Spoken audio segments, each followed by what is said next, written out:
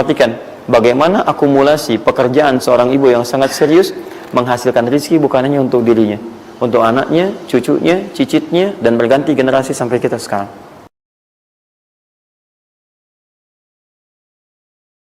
Nah, jadi prinsip yang pertama, kita harus punya komitmen yang kuat dengan Allah. Kata Allah, kerja ya kerja.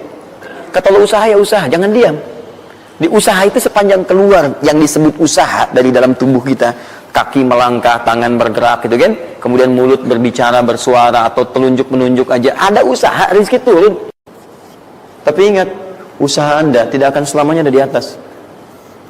Mungkin suatu saat akan turun, kan? Mungkin Anda ada di puncak, mungkin suatu saat Anda turun, mungkin kadang ada di puncak, kadang stabil aja. Tapi kalau Anda melihat peluang, cepat kejar selama peluang itu baik. Itulah yang dimaksud kompetisi yang sehat. Ada dapatkan kejar, ada tender, ikut tender dengan cara yang baik, cara yang normal, ikut. Kalaupun bukan rezeki Anda, nggak ada masalah. Saya kasih rahasia besarnya. Sepanjang Anda betul-betul ikhtiar dilakukan karena Allah, maka perhatikan baik-baik. Kadang-kadang Allah seakan menunda apa yang menjadi hak Anda, bukan ingin menunda dan membiarkan Anda tidak mendapatkan sesuatu, tapi ingin memberikan semua nikmat secara sempurna. Karena di atas itu ada nikmat pahala, ada nikmat doa, ada nikmat istighfar, ada nikmat usaha, dan nikmat hasil yang tiada terputus. Lihat sini. Kalau antum sehari berusaha, nggak dapat apa-apa. Memang, mohon maaf, hasilnya belum dapat diraih, belum dilihat tuh. Tapi bukankah pada saat itu doa antum akan bertambah? Bukankah malamnya salatnya nambah? Tahajud? Bukankah di situ kadang-kadang kita istighfar, ya Allah? Teman-teman, bukankah istighfar menggugurkan dosa? Bukankah berdoa menambah harapan, mengakumulasikan sesuatu? Bukankah tahajud menambah pahala lagi? Kadang-kadang yang diinginkan oleh Allah pertama kali bukan dunia dulu. Ketika Allah mencintai seorang hamba, dia akan berikan pahala akhirat dulu. Karena dunia itu sifatnya sementara. Hei fulan, kamu kemana aja? Kemarin kamu jauh dari saya, baru sekarang kamu pikir dekat dengan saya. Saya nggak pengen kasih dunia dulu, dunia itu kecil.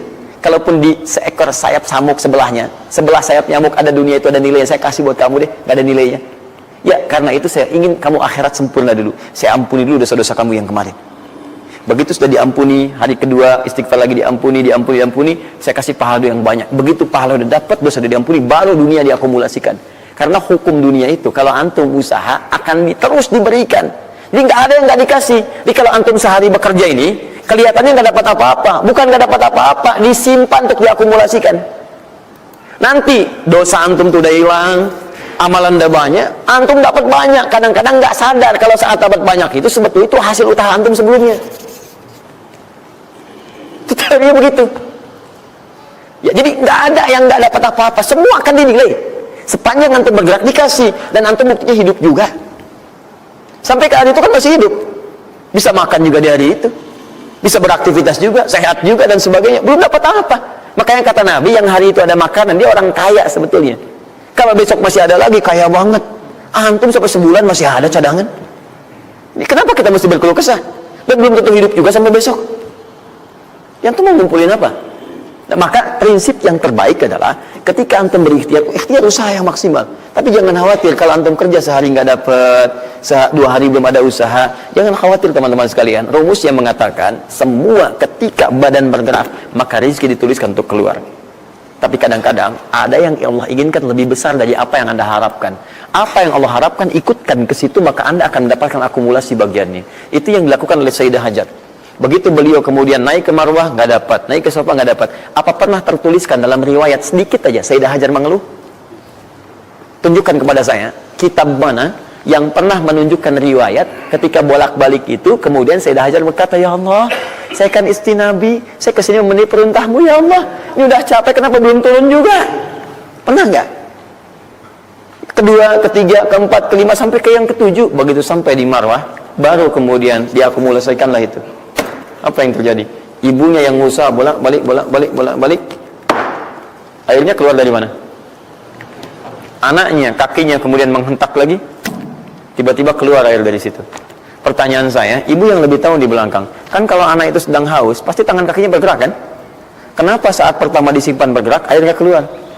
Sudah 7 kali bolak-balik, baru air keluar. Silakan lihat riwayatnya. Pada hentakan itu, ketika 7 kali ibunya bolak-balik, malaikat mengepakkan sayapnya. Itu yang menghantam air dan keluar air. Malaikat yang ditugaskan Allah memberikan rezeki namanya Mikail. Itu ada di Quran surah kedua ayat ke-98. Ya, man kana aduwwan lillahi wa malaikati wa rusuli wa jibril wa mikail. Mikail. Di antara tugas Mikail oleh Allah ditugaskan untuk memberikan rezeki. Yang paling menarik, perhatikan baik-baik. Begitu airnya keluar, ibunya sedang di Marwah, sedang berdoa nih. Makanya kalau sa'i di sofa ngadap ke kiblat berdoa dulu, ke Marwah ngadap ke kiblat berdoa dulu. Begitu sedang berdoa nyampe ke Marwah yang ketujuh, anaknya lebih kencang menangisnya. Ibunya mendengar suara nggak biasa, dikejar ke sini. Begitu kejar ada air. Apa kata ibunya? Lihat kalimatnya. Zam, zam, zam, zam. Ibunya tidak mengatakan ijma, tapi zam, zam, zam, zam. Zam itu artinya kumpul jangan berhenti, kumpul jangan berhenti, kumpul jangan berhenti. Sampai sekarang air itu tidak pernah berhenti. Perhatikan bagaimana akumulasi pekerjaan seorang ibu yang sangat serius menghasilkan rezeki bukan hanya untuk dirinya, untuk anaknya, cucunya, cicitnya, dan berganti generasi sampai kita sekarang. Kita aja ke zaman Nabi Muhammad, itu teman-teman sudah lewat 15 abad. Nabi Muhammad ke Nabi Ismail 29 generasi. Satu generasi bisa ribuan tahun. Nabi Muhammad ke Nabi Musa aja 2000 tahun, ke Nabi Isa 600 tahun. Sekarang ke Nabi Ismail 29 generasi. Muhammad bin Abdullah bin Abdul Muttalib bin Hashim bin Abdul Manaf bin Qusay bin Murrah bin Kilab bin Ka'ab bin Ghalib bin Fihir bin Malik bin Nadar bin Kinana bin Khuzaimah bin Mudrikah bin Ilyas AS bin Nizar bin Mudar bin Ma'ad bin Addan bin Adi bin Adri, ya, bin Muqawwam bin Nahur bin Tari bin Ya'rub bin Yasub bin Nabit bin Ismail AS. 29 generasi. Yang bisa mengulang 29 ini saya bebaskan paspornya untuk menghafal Quran di pekan depan. Silakan. Boleh, silakan. Tapi kalau salah satu tambah satu ayat. Jelas? Terakumulasi. Maka boleh jadi kita berusaha bekerja, sehari belum dapat, 2 hari dagang belum dapat, tenang. Begitu antum 3 hari, tiba-tiba dagangan diborong habis. Itu sebetulnya usaha antum yang sebelumnya. Tapi antum dapat bonus ampunan dosa, pahala, macam-macam. Maka jangan mengeluh. Dan jangan pernah antum sekali-kali, awas ya, awas, mengeluarkan kata-kata yang seakan-akan Allah menghentikan rezeki antum. Maka disitulah kesulitan paling sulit akan antum awali. Ya Allah, apa engkau nggak sayang dengan saya? Saya perlu usaha apa lagi? Kenapa belum diberikan juga? Dan sebagainya. Itu kadang-kadang membuat seseorang kalau sudah kehilangan arah seperti itu sampai meninggalkan agamanya. Itu yang paling fatal. Paham ya?